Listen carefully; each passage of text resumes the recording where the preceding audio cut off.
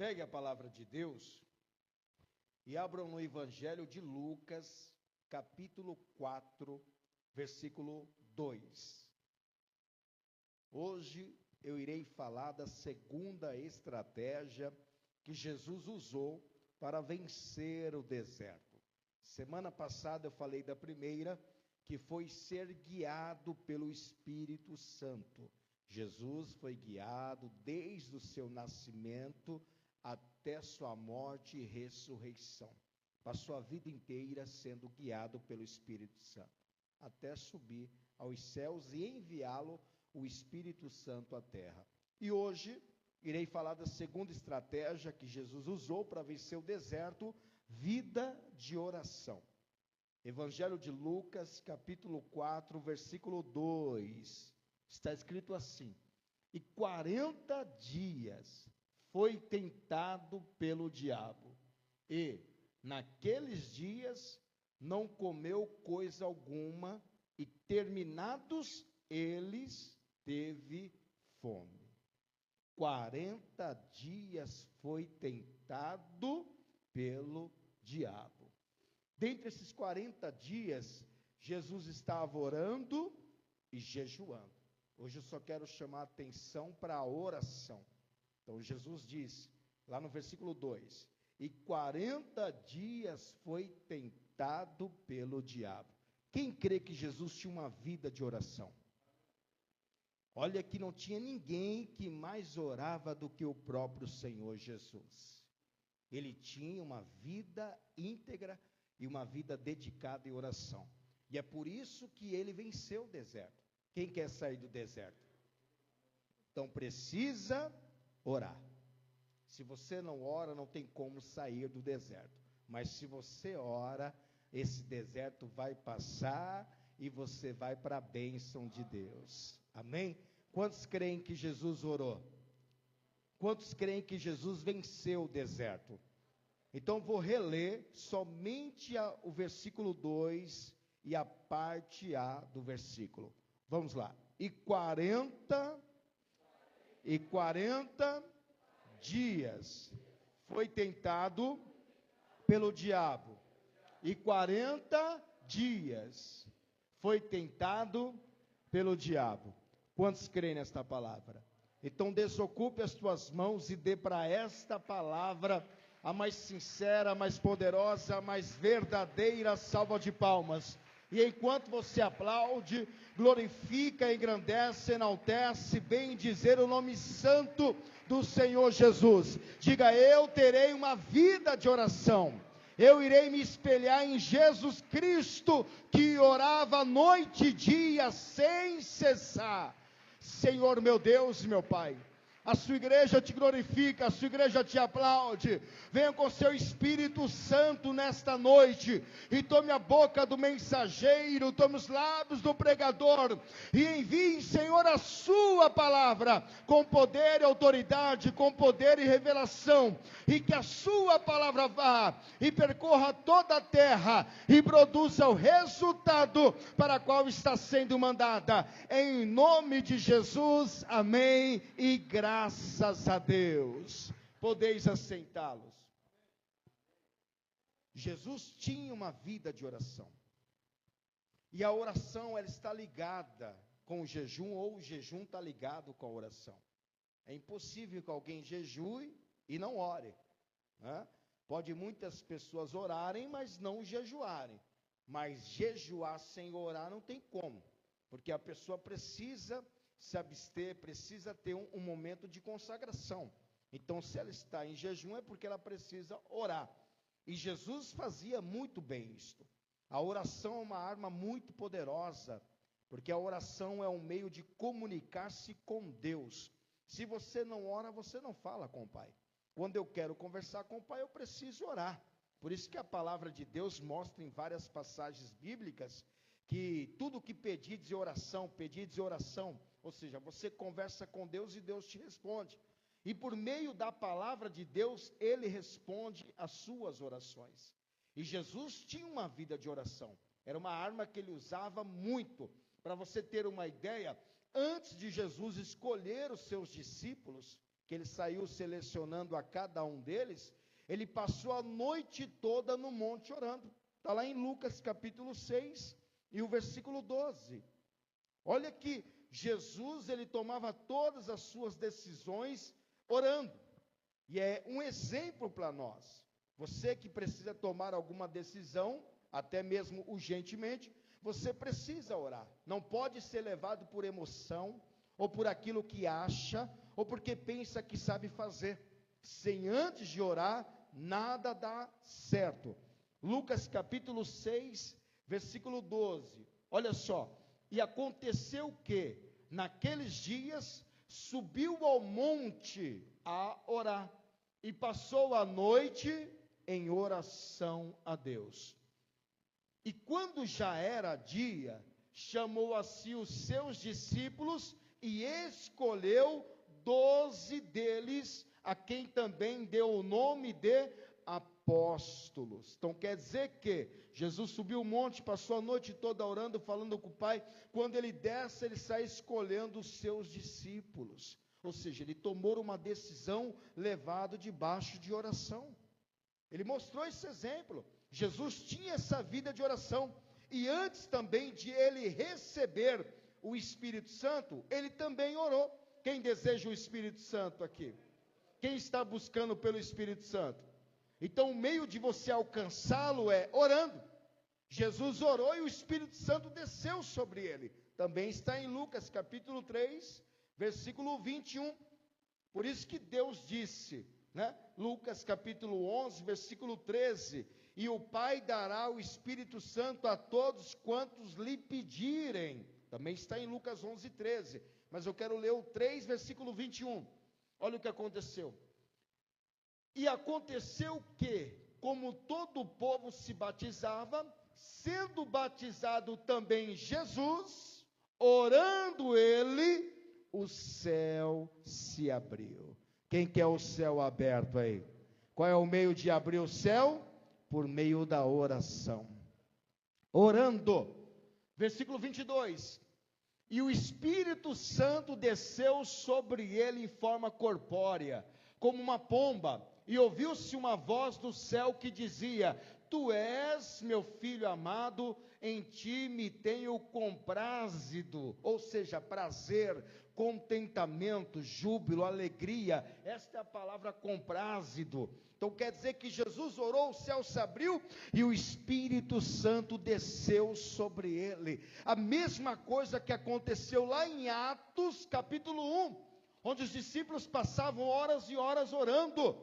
E através das orações, o Espírito Santo desceu também sobre eles. Está em Atos capítulo 1, versículo 13, versículo 14. Aí você conhece a história no capítulo 2 em seguir, né? 2, versículo 1, 2, 3, 4.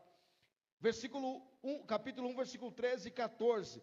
E entrando subir ao cenáculo, que era um mezanino que tinha na parte superior, onde habitavam Pedro e Tiago, João e André, Filipe e Tomé, e Bartolomeu e Mateus, Tiago, filho de Alfeu, Simão o Zelote e Judas, filho de Tiago.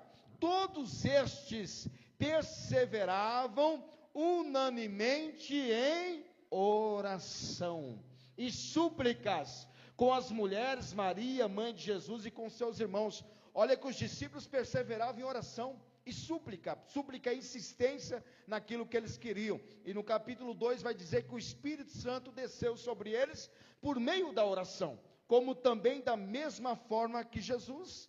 Então Jesus, ele orou, antes de escolher os discípulos, Jesus orou, e o Espírito Santo desceu sobre ele, e antes de Jesus ressuscitar Lázaro, também orou.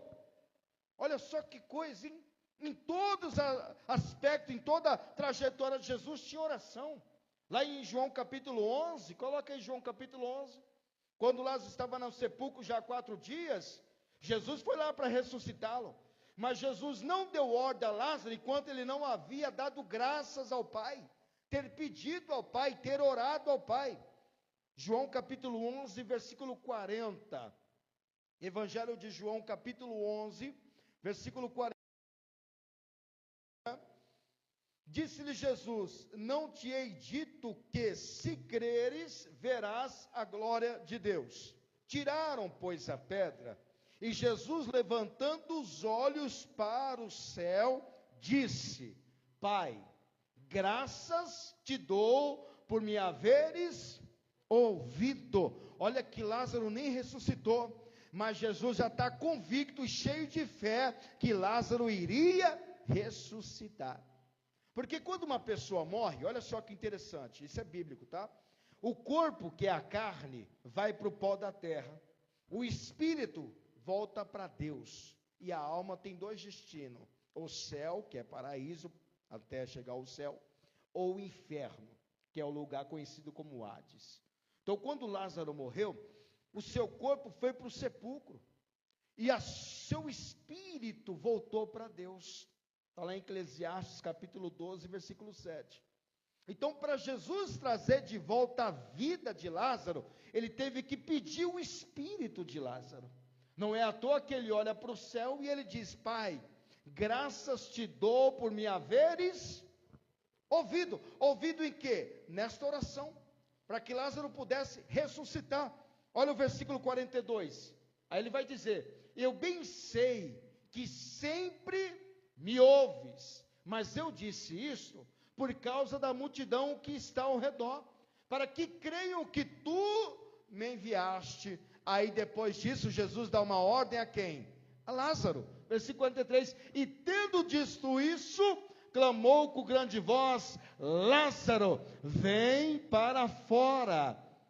E o defunto saiu, e veja como que ele sai, tendo as mãos e os pés ligados com faixas, e o seu rosto envolto no lenço. Disse-lhes Jesus: desligai-o e deixai-o ir. Como que uma pessoa sai de um sepulcro todo amarrado?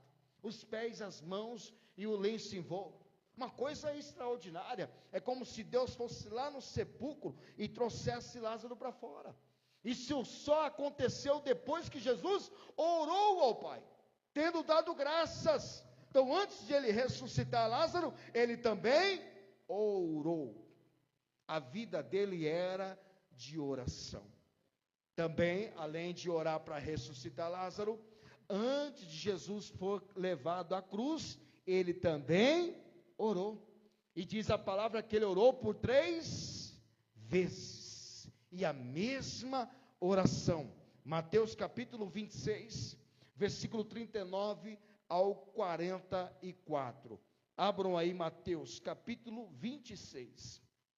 Olha que Jesus tinha uma vida de oração. Indo um pouco adiante, vai contando quantas vezes ele vai orar. Prostrou-se sobre o seu rosto, orando e dizendo: meu Pai, se é possível, passa de mim este cálice.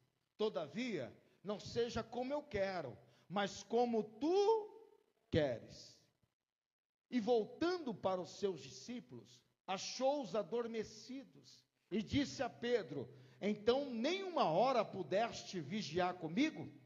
Vigiai, você está vendo aí? Para quê? Para que não entreis. É a prova de que Jesus não entrou na tentação do diabo no deserto, porque ele estava em oração. Tem muita gente que ora, mas vigia pouco. Outras pessoas até vigiam muito, mas oram pouco. As duas coisas precisam estarem ligadas. Assim como a oração e o jejum, a vigilância e a oração precisam estar unidos. Jesus provou que é a oração e a vigilância que faz vencer toda a tentação. É por isso que ele saiu do deserto. E o Espírito está aqui, ó, para que não entreis em tentação. Na verdade, o Espírito está pronto, mas a carne é fraca. E ele vai orar de novo. E indo segunda vez, orou dizendo: meu Pai, se este cálice não pôde passar de mim, sem eu beber, faça-se a tua vontade. E voltando, achou-os outra vez adormecidos, porque os seus olhos estavam carregados. E deixando-os de novo, foi orar dizendo as mesmas palavras. Jesus orou 3 vezes antes de morrer. É por isso que Hebreus fala que antes de ele ser crucificado, ele orou e suplicou. Coloca Hebreus capítulo 5, versículo 7. Ele tinha essa vida de oração. Imagine você que não ora, hein? Se Jesus orou, imagine você que não ora, está perdido. O qual nos dias da sua carne, oferecendo com grande clamor e lágrimas, orações e súplicas, ou seja, insistência, ao que podia livrar da morte, foi ouvido quanto o que temia. Este é Jesus, que orou, clamor e insistência para aquele que pudesse livrá-lo da morte. Quem podia livrar Jesus da morte? O Pai.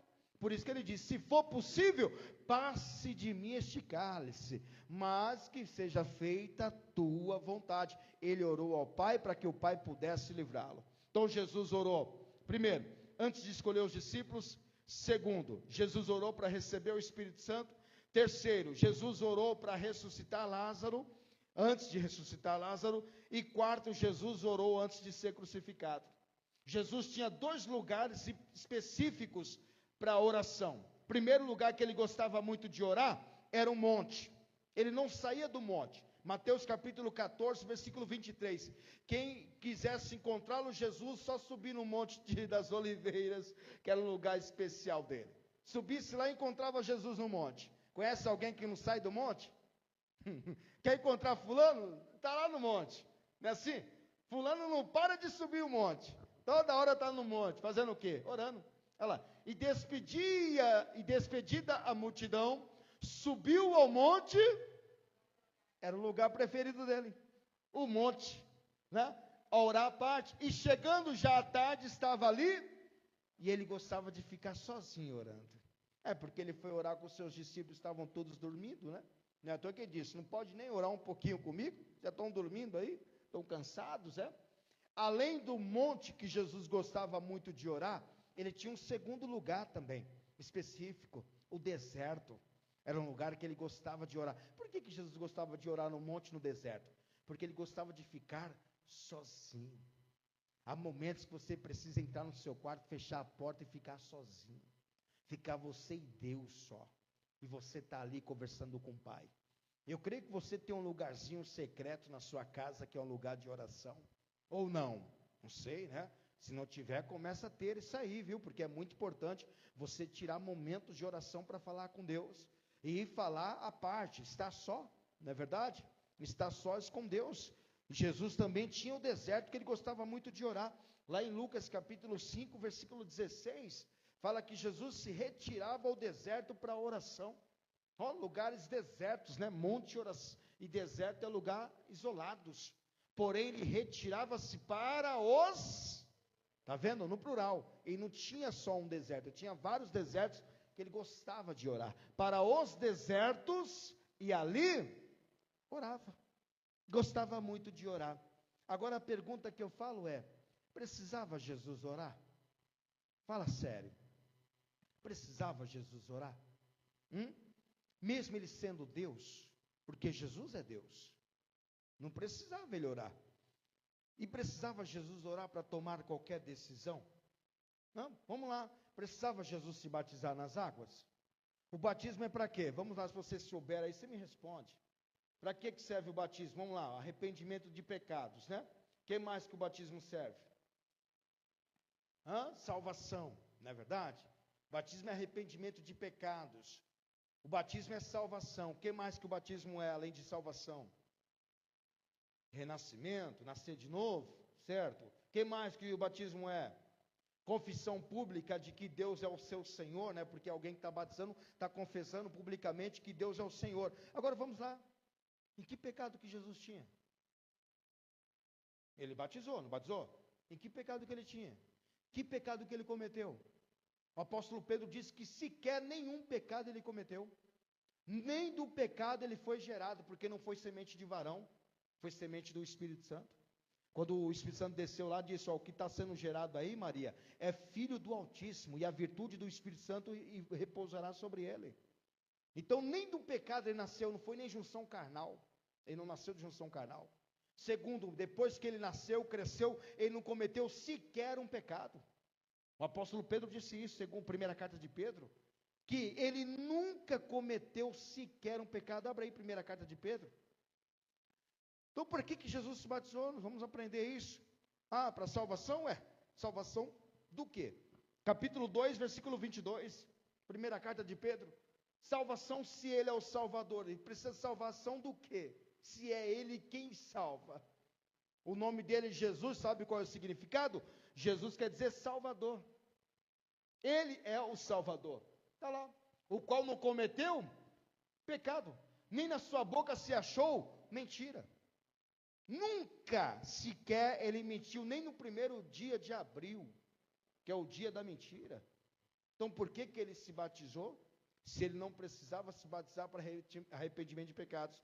Se ele não precisava se batizar para ser salvo, porque ele é o Salvador. Se não precisava se batizar para confessar Deus publicamente, se ele é o próprio Deus. Ele se batizou para deixar como exemplo de que ele cumpriu a justiça de Deus. E existe uma par de gente que não se batiza se o próprio Jesus batizou. Imagine se Jesus não tivesse se batizado. Como ele é onisciente, ele é sabedor de todas as coisas. Então ele pensou, peraí, se eu não me batizar, lá na frente vai surgir um monte de seguidores que irão dizer que não vão se batizar porque eu não me batizei. Então, para acabar logo de vez que essa desculpa não vai colar, eu vou me batizar, eu quero ver o que vão dizer. Então, não tem para onde correr a pessoa que não é batizada, porque o próprio Jesus se batizou. A mesma coisa seria por meio da oração. Para que Jesus orar? Né? Se ele mesmo pudera tomar qualquer decisão, e eu pergunto a você, qualquer decisão que Jesus tomasse sem orar, daria certo ou errado? Quem acha que daria certo, levante a mão aí. Quem acha que daria errado se Jesus tomasse decisão sem orar? Levante a mão. Ninguém, né? Qualquer decisão que Jesus tomasse, daria certo. Sabe por quê? Porque ele, primeiro, é Deus. Ele é Deus. E se ele é Deus, ele sabe todas as coisas. Há passagens que provam que Jesus é Deus. Como há muitas crenças que julgam dizer que Jesus é apenas o Filho de Deus e que foi gerado. Muitas crenças assim, crendices, né? Muitas religiões assim, que diz que Jesus não é Deus, ele é Filho de Deus. E isto mostra que Jesus foi gerado por Deus. E Jesus não foi gerado, porque ele e o Pai é um. Lá em João capítulo 1, versículo 1, abram aí para você ver que Jesus é Deus. Primeiro Evangelho de João, capítulo 1, versículo 1. No princípio era o verbo, e o verbo estava com Deus, e o verbo era Deus, e ele estava no princípio com Deus. Onde que ele está gerado aqui? Se ele estava lá no princípio da criação. O verbo aqui é a palavra. Se você for ler Apocalipse capítulo 19, coloca aí 19, versículo 13, você vai ver quem é a palavra. Verbo é palavra. Então o verbo era Deus e o verbo estava com Deus. Não precisava orar, está aqui, ó. Estava vestido de uma veste salpicada de sangue. Este é Jesus. E o nome pelo qual se chama é a Palavra de Deus. Jesus é chamado pela Palavra de Deus. Então esta palavra é Jesus. Outra prova de que ele é Deus. Capítulo 10, versículo 30, de João também. Vai dizer assim: eu e o Pai somos um. Tito, capítulo 2, versículo 13. Coloca aí Tito, depois 2 Timóteo. Capítulo 2, versículo 13. Este é o grande Deus, ainda Paulo afirma, este é o grande Deus. Está ali. Capítulo 2, versículo 13. 13. Guardando a bem-aventurada esperança e o aparecimento, que ele vai aparecer, da glória do grande Deus, é o nosso Senhor Jesus Cristo, do grande Deus. Já cai por terra qualquer um que fala que Jesus é criado. Não, ele é o nosso grande Deus. Quem crê que Jesus é Deus? Pastor, eu creio. Abre Filipenses capítulo 2, versículo 6. Mais uma prova de que Jesus é Deus. Está aqui. Quem fala que Jesus é homem, é criado, está ali. capítulo 2, versículo 6 de Filipenses, que sendo em forma de Deus, não teve-os por usurpação ser igual a Deus. Há muitas crenças que colocam aqui que ele foi gerado igual a Deus. Não tem nada de gerado aqui. Nas Bíblias aí fora de crenças, crendices, de seitas, está escrito assim, que ele foi gerado igual a Deus. Gerado. Eu criei uma pessoa igual a mim. Não foi criado. Ele é Deus. Primeira carta de João, capítulo 5, versículo 20. Coloca aí na primeira carta de João, capítulo 5, versículo 20. Vamos ver se ele não é Deus aqui. João também afirma isto. E sabemos que já o Filho de Deus é vindo, e nos deu entendimento para conhecermos o que é verdadeiro.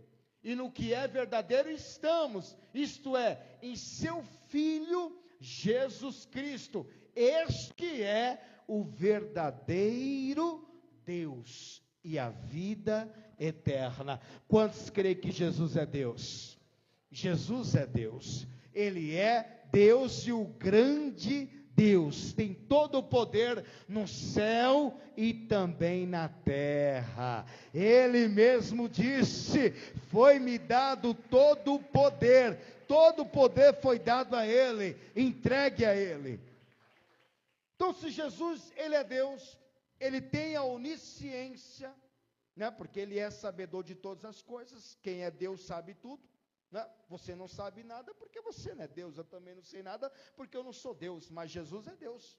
Me mostra um Deus que não saiba das coisas. Se eu servir um Deus que não sabe de nada, eu prefiro não servir. Eu conheço um Deus aí, mas ele não sabe tudo. Que Deus é esse que não sabe tudo? Se diz que é Deus, é porque está acima do ser humano. Não é verdade? E Jesus, ele não precisava orar, porque ele também tem a onisciência de saber o que iria acontecer, mesmo sem oração. Então, qualquer decisão que Jesus tomasse, sem orar, ele tinha certeza que daria certo. Agora, vai você fazer alguma coisa sem consultar a Deus? Vai você agir por uma emoção, ou achando que sabe, e sem pedir direção para Deus, e me prova que você vai dar certo? Nenhum de nós, se tomar qualquer decisão sem antes consultar a Deus e Deus responder, meu amigo, dará certo. Nenhum de nós. Todas as nossas decisões têm que ser embasada, firmada pela direção de Deus. O Espírito Santo tem que direcionar você para qualquer decisão. E Jesus não precisava orar porque ele é onisciente. Ele mesmo dizia que iria morrer, que iria ressuscitar, que iria subir. Ele até falou o dia que ele ia morrer. Quando estava chegando a hora, disse: está chegando a minha hora de partir. Como alguém que sabe que vai morrer?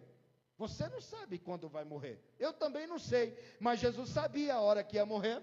E sabia até o dia que iria ressuscitar. Isto é o quê? Onisciência. Sabedor de todas as coisas. Então, por isso que ele não precisava orar, porque ele sabia o que poderia acontecer com qualquer decisão dele tomada. Agora você não, tem que orar e continuar orando para tomar qualquer decisão. Não tome decisão sem antes de consultar a Deus. Não tome, porque você não sabe o que vai te esperar lá na frente, o que vai te acontecer lá na frente. Você está vendo aqui, mas Deus vê lá na frente. Lá depois do futuro, Ele ainda está vendo o que pode acontecer. Jesus provou que Ele é onisciente, está aqui em Lucas. Abre Lucas capítulo 9, versículo 22. Ó, provando a onisciência dEle. Ele mesmo disse isto, Nem os discípulos sabiam o que Jesus estava dizendo, porque os discípulos não são oniscientes, não sabem o que pode acontecer, mas Jesus sabia, está lá, e dizendo: é necessário que o Filho do Homem padeça muitas coisas, e seja rejeitado, tudo isso ele sabia. Quem será que falou para ele? Será que alguém contou para ele? E seja rejeitado dos anciãos, e dos escribas, e seja morto, e ressuscite ao terceiro dia. Ele disse: não vai passar do terceiro dia. Um terceiro dia eu ressuscito. Isto é onisciência, sabedor de todas as coisas. Então, por que Jesus orou? Se ele sabe todas as coisas. Sabe por que ele orou? Vou te mostrar por que ele orou. Primeiro, 3 motivos por que Jesus orou: para desfrutar da comunhão com o Pai, ainda que ele estivesse na terra, ainda que ele fosse sabedor de todas as coisas, mesmo assim ele precisava ter comunhão com o Pai. E para você ter uma comunhão com o Pai, você precisa orar.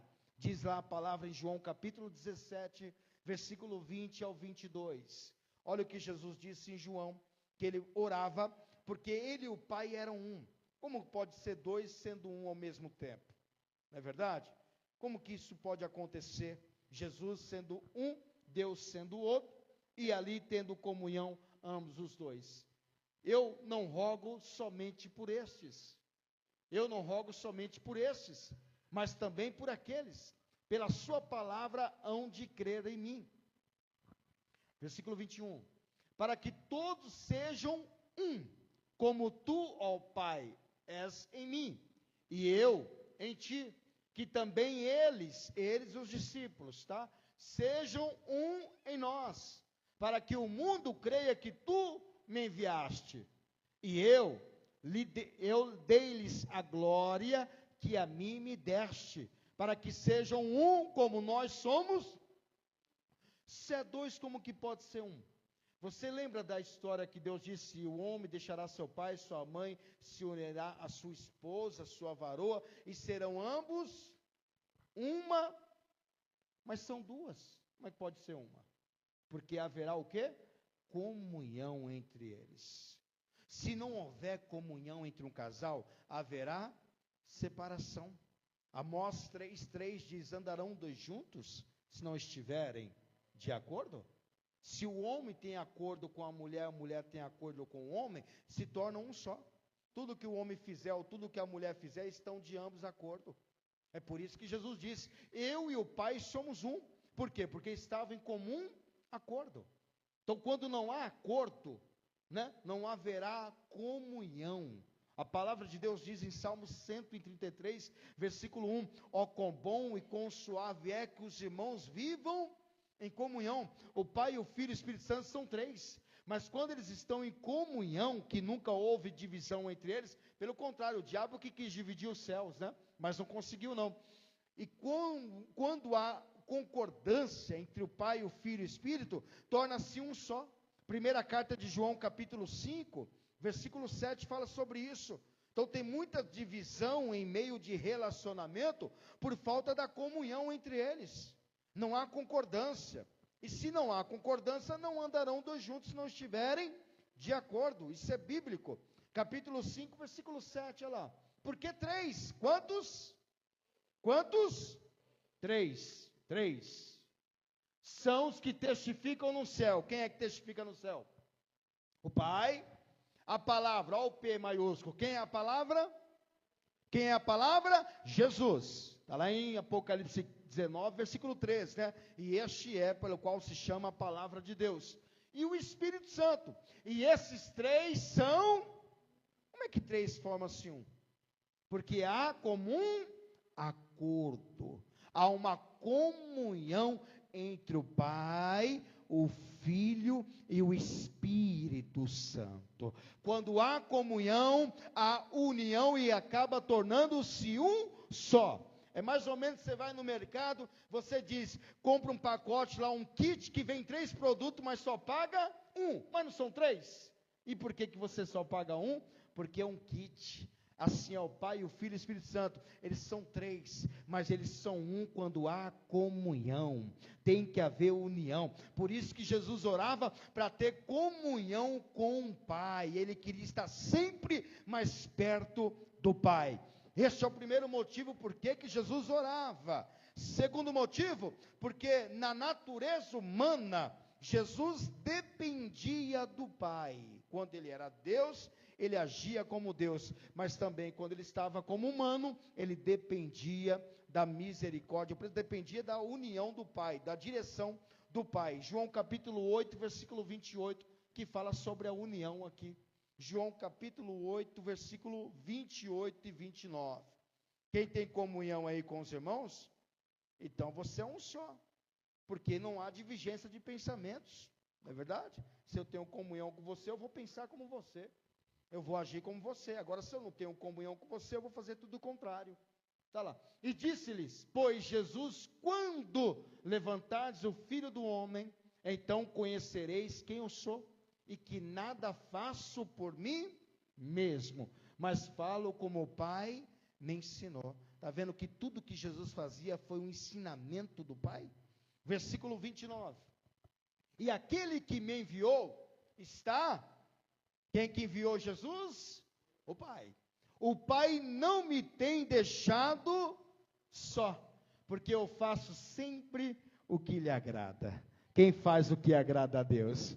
Então o Pai nunca vai te deixar só, porque você faz sempre o que agrada ao Pai. Isto é, natureza humana de Jesus, que dependia do Pai para poder fazer. Agora, quando ele estava como Deus, também ele fazia e acontecia. Terceiro motivo, para o que Jesus orou? Para deixar como exemplo uma vida de oração. Assim como o batismo nas águas, Jesus deixou como exemplo, não precisando, assim como a oração também, qualquer decisão que tomasse, ele era sabedor de todas as coisas, é sabedor de todas as coisas, daria certo, mas ele deixou como exemplo, e ele mostrou esse exemplo para os discípulos. Está lá em Mateus capítulo 6, versículo 9 ao 13. Olha que Jesus tinha uma vida de oração. Quem vai ter uma vida de oração aí? Capítulo 6, versículo 9 ao 13. Olha lá. Portanto, vós orareis assim, dando exemplo, viu? Jesus deu exemplo de oração. Pai nosso que estás nos céus, santificado seja o teu nome. Venha o teu reino, seja feita a tua vontade, tanto na terra como no céu. O pão nosso de cada dia nos dá hoje. Perdoa-nos as nossas dívidas, assim como nós perdoamos aos nossos devedores. E não nos induzas a tentação, mas livra-nos do mal, porque teu é o reino e o poder e a glória para sempre. Amém. Amém. Ou seja, assim seja. Seja um exemplo de oração. Se coloquem de pé, pode aplaudir mais forte e tenha uma vida de oração. Quer vencer as tentações? Ore. Quer vencer as tentações? Jejue. Quer vencer as tentações? Pratique a palavra. Quer vencer as tentações? Seja guiado pelo Espírito Santo. Quer vencer as tentações? Obedeça ao Pai. Quer vencer as tentações? Adore somente ao Pai. Quer vencer as tentações? Resista a toda tentação. E você sairá do deserto para a bênção em nome de Jesus. É isto que Jesus fez, você também precisa fazer. Seja como espelho em Jesus. Se espelhe nele. Ele é a quem nós podemos nos espelhar, porque ele não quebra. Espelho, como disse, quebra, né? Desde que seja humano, mas quando é Deus, não. Você se espelha na melhor pessoa, melhor exemplo. Quer se espelhar em alguém? Olhe para Jesus. Apóstolo Paulo, seja meus imitadores, assim como sou de Cristo. Então, muitos estão quebrados, ou espelhos quebrados, se quebrando, porque se espelha em homens, e nós não podemos se espelhar em homens. É meu exemplo. Não, tudo que o homem fez, ou que está fazendo, Jesus já fez, e ele nos deixou como exemplo, como o apóstolo Paulo diz, que nós sigamos o exemplo de Cristo, amém? Que você tenha uma vida de oração. Então Jesus orou, por quê, pastor? Porque ele queria desfrutar da comunhão do Pai, porque quando estava na natureza humana dependia do Pai, e também deixou como exemplo de oração.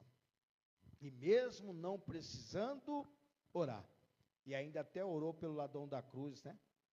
Orou pelo ladrão da cruz, que ele estaria ali mesmo com Jesus. Orou pelos pecadores que o crucificaram. Pai, perdoe eles, não sabem o que fazem, não é verdade? Então Jesus passou a vida toda em oração.